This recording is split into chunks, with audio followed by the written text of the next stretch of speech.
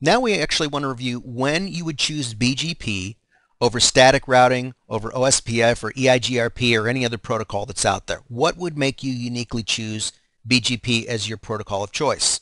Well, first, obviously, and we've mentioned this already, for connectivity to the internet, for private routing between autonomous systems, for managing connections to MPLS networks, and then finally we'll consider some design principles for the border gateway protocol. Usually the first and foremost connection that BGP is used for is internet connectivity. It's not always required, however. When the internet was first getting established, it was obviously much more common, but most of the time, for instance, in our homes with Comcast or DSL or something like that, we're not using BGP.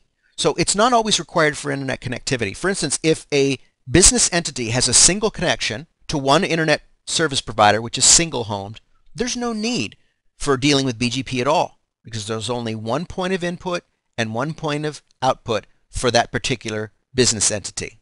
It's also not necessary if you have multi-site connectivity to one or more internet service providers across a wide area network. You could still use static routing and weight the static routes to be able to know how to get in and out of that particular autonomous system, or even using an IGP.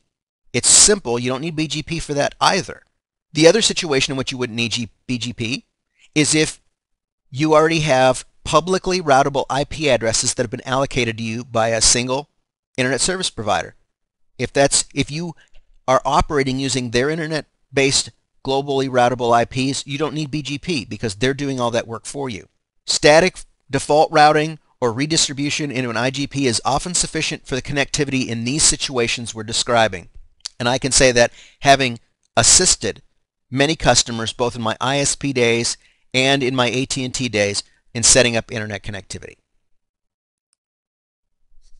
However, BGP is advisable for internet connectivity under these following conditions. If you're operating a service provider environment, not necessarily the size of an AT&T or a Verizon, but if you have a multiple internet connection service provider type environment, you need to use BGP.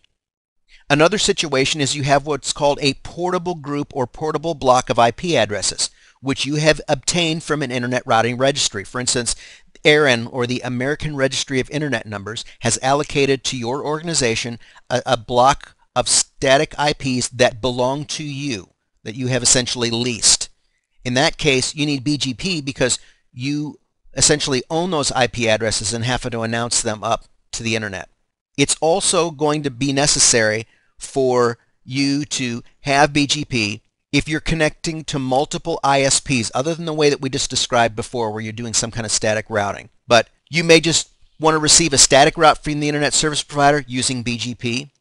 You can get partial internet routes, and the way that works is they announce the routes within their network that are very specific. They announce those in some sort of summarized fashion to your business entity, and then there's a default route for everything else. It just makes things a lot simpler. You can also take in full internet routes.